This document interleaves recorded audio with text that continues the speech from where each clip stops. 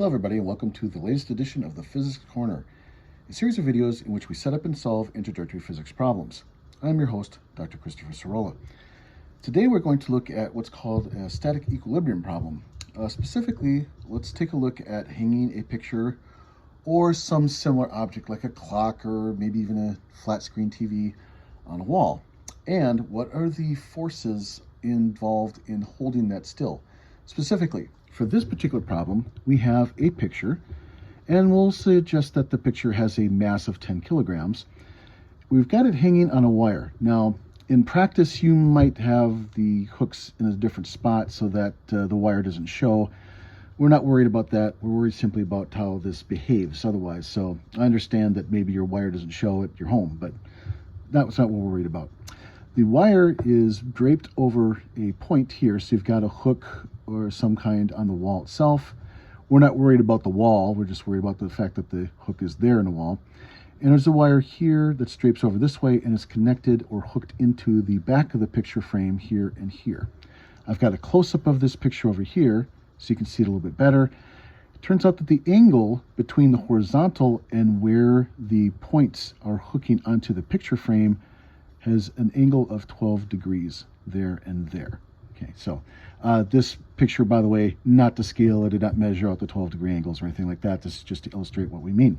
All right, so our question is simply this then: what is the tension required by the wire in order to hold the picture stable? All right, so let's begin. All right, so with a lot of these problems, we're going to assume that gravity, acceleration of gravity is exactly 10. Again, as usual, that is for demonstration purposes. You would use the full version, like 9.81 if you're doing a lab experiment and so on, but we're not doing that. The mass of the picture frame is given to us as 10 kilograms, and an angle is present this time, and we'll designate that with the symbol theta, and an angle is given to us as 12 degrees, okay? The one real unknown in the problem is tension in the wire. So how do we go about getting or solving for this problem? All right, so this is a forces problem, right? In fact, there's no motion of any kind happening. So that automatically should tell you we don't need to worry about things like a displacement or a velocity or an acceleration. We simply need to worry about forces. And in a problem like this, that suggests an approach called the free body diagram. So a free body diagram, in case you haven't encountered it yet or need a review, is simply this. We're going to just draw a circle to represent our object of interest. In this case, it's the picture, and draw vectors or arrows to represent the various forces acting upon that object. And that's it. That's the free body diagram. Now, the purpose of a free body diagram is then to take this picture, use it to our advantage or benefit to derive some force equations. All right? So let's draw the picture first, or several versions of the picture, and then bring in the equations. So let me start here. I'll draw a little circle to represent our picture. Now, sometimes you could say label the picture. I'll put an M to represent the mass of the picture, but even that's not strictly necessary. That's just me doing that. We don't have more than one object, so it's not necessary in absolute terms. But in any case, let's go ahead and draw some vectors on there to represent forces. So one force that's present, in fact, the whole point of the wire is to oppose this force, is the weight of the picture itself. Weight always points straight down, and we can label that mg like that. Okay. Now, here's where it gets a little bit tricky, but we can still do this. There are two parts of the wire that are exerting forces on our picture frame. One wire is here, okay, so it's connected to this part of the frame there, and it's exerting a force in that direction at a 12-degree angle.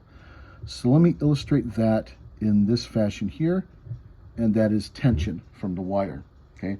Now, remember, tension is a force that starts at your object of interest and goes straight away from the object along the direction of the wire. So that's why we have the tension there like that. There's another tension, though, on this side, right? Because there's two parts to this. So at this notch, there's another part of the wire going like that. And again, same angle, so it should be symmetric in that fashion, and looks like this. So there's actually two different tensions, if you will, working on the picture. Now, we're making this a simple case in which the angles are exactly the same on both sides. If for some reason the angles were not the same, then the amount of tension would not necessarily be the same either. But let's simplify that. Let's not worry about that aspect of it here. Let's just simply do this. So that's our free body diagram. Now, free body diagrams tend to suggest a way in which to set up your force equations and also suggest a way in which to set up your coordinates. So the whole point to this problem is that we're trying to resist the pull of gravity with the wire. So one of those coordinates should be a vertical coordinate. That makes sense. Then gravity or weight is directly along the vertical. But you will notice that that means because the tensions are both off at angles, we're going to have to do a little bit of trig. That's okay, no big deal, but we do have to do it. So I'm going to choose this for my directions. I'll say positive x is going to the right and positive y is going up. And that way I've got gravity purely going straight down along y. There's no x component to the weight at all, but tensions will have to be split apart. Now, how can I do that? Well, let's take a look at one of these tensions up close. So let me choose this one, and I'm just going to resketch it over here like this, okay? Well, this is given to us as a 12-degree angle. I'll call it theta for the moment. We'll put the number back in later. But because I've got a vector or an arrow off at an angle, I can therefore make it into a right triangle. So I can give me a horizontal and a vertical piece to this right triangle like that. And you might remember that the adjacent side of a right triangle is related to the hypotenuse by the cosine function. Cosine is equal to adjacent over hypotenuse.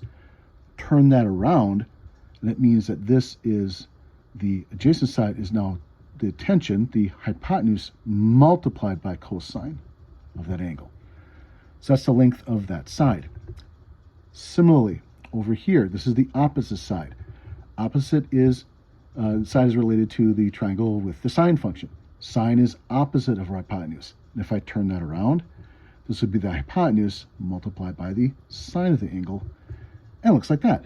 So I have this particular triangle that I've created, and I'm going to apply it to this free body diagram in just a moment. Similarly, I'm going to have to do this kind of the same idea with this tension over here. So let me sketch that one out. Same kind of notion. Let me get a tension there. We'll have a right triangle we can create out of that one. Looks like this and this. There's our angle. And again, the lengths of the sides are going to be the same. T cosine theta and T sine theta, like that. The difference, of course, being that is that one of the horizontals is pointing in the opposite direction of the other. But now, let me take my free body diagram and modify it with these updates. So here's my circle again representing our picture frame. I will now have a weight still going straight down like that. But now I have some forces along the x's and y's specifically. So I have a T cosine theta to the right from this side here. I have a T cosine theta to the left from this part of the wire over here. Okay. Also, I have a T sine theta pointing up like this from this part of the wire, and another T sine theta pointing upwards here. Notice, by the way, there's two of them, not one, but two, because there's two sides of the wire that are at play. I can't just say one and be done with it. I have this part of the wire, this section is pulling up, and this section is pulling up. So I've got two of them. So that's why I've got two arrows drawn like that. And now when I have this drawn this way, and again, let me put in my coordinate axes to emphasize what's happening. Now all of my force vectors are along either x or y's. What's the reason for doing that? The reason is that I can add x's and y's together. I can add x's to other x's, y's to other y's, right? I can't mix and match. That's not allowed. When you do addition with vectors, you have to make sure that the vectors are along the same axis. Otherwise, you can't just simply add or subtract them. You have to do angle stuff. Well, that's what we did. We did the angle calculations to make it this way. Now, here's the follow-up then. Okay, so let me go ahead and put in our force equations. So one of the force equations is the net force acting in the x direction, which I can write like this, Fx net. Okay. This, by the way, is going along with similar notation to what a lot of textbooks do. I know at our school, Southern Miss, we're using a textbook that does this. If you have a textbook that uses a summation sign, same kind of idea. It doesn't change the idea, it just changes the symbol. So, in any case, this means add up all the forces acting in X. Now, in a textbook, they usually make it as an equal sign. I'm going to make a little bit of an arrow, and the reason for me doing that is because I want to use this as a set of directions or a recipe, if you will, to get an equation. But after I've done with that, I'm not going to use it. So fx net's not going to show up in the calculation later, right? So what am I doing then? I add up all the forces acting in the X. So, here's one, t cosine theta. This is in positive X, so I have t cosine theta there, right? And if I look over on this side, there's another t cosine theta, but it's going in the opposite direction. T cosine theta like that. And that's it. All the other vectors are along the y, so they don't come into play for x. And because we're hoping, this is the point, that your picture is staying perfectly still, the net force is 0. Why was my net force equal to 0? Because there's no acceleration. There's no change of motion of the picture. Again, we want it that way, right? So, now, having done that, this equation is pretty easy to understand, but it also doesn't really help us much. It doesn't offer us any information we didn't know. It simply says that opposite sides of the wires are pulling equally well to hold the picture in place. Okay, fine. It doesn't help us solve for any numbers. So we need the other equation that turns out to solve for some values. So let's write down the other equation. How about the y direction? So forces the y, net force in the y direction. Again, same approach here for me. Now I've got a t sine theta going up and another t sine theta going up. Now you can obviously see what's going to happen to that, but let me write it out to make sure we understand where it's coming from. So two of those, each side of the wire is pointing upwards, and that's positive y. Going downwards is the weight mg. And again, the whole point to this. All right, so next step is to consolidate. 2t sine theta then, of course. And let's move mg over to the right-hand side. So we add it to both sides, so we get this. Remember, our question was to solve for the tension, so let's do that. I'll move over here to create some space. Divide by 2 and sine theta. So the solution is mg divided by 2 sine theta like that. Okay, let's stop here for a second. Sine of theta always, unless the angle is 90 degrees, will be less than 1. And the smaller the angle, the smaller sine theta will be.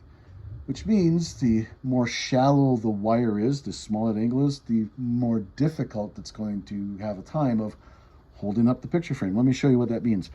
So mg, let's put in m and g, so 10 kilograms and 10 meters per second squared, like that. Okay, 2, and then sine of 12 degrees. The sine of 12 degrees is about 0.02, a couple other digits there. Be good to put it into your calculator and double check my math. So 10 times 10 is 100, divided by 2 is 50. Do some calculations, and when this all pops out in the end, the answer is 240 newtons. All right, what does this mean? What's the meaning of it? Well, first of all, that's just the number, but we also would like to understand what it means. It means that the wire is working kind of hard. How can I understand that?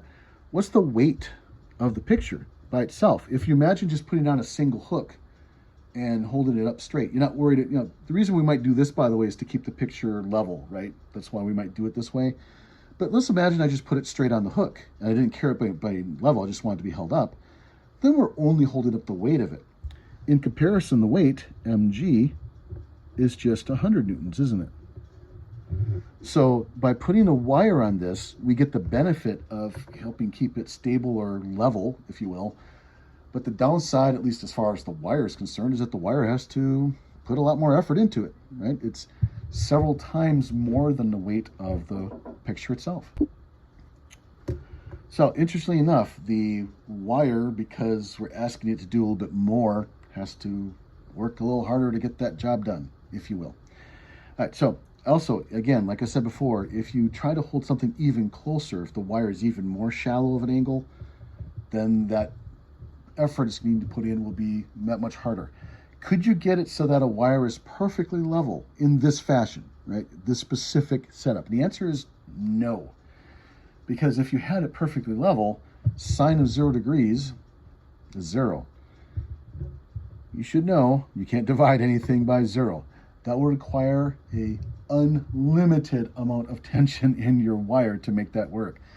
So it can't do that. So you'll always be at least a little bit of a bend to the wire when you hang a picture from it in this fashion. And that's why.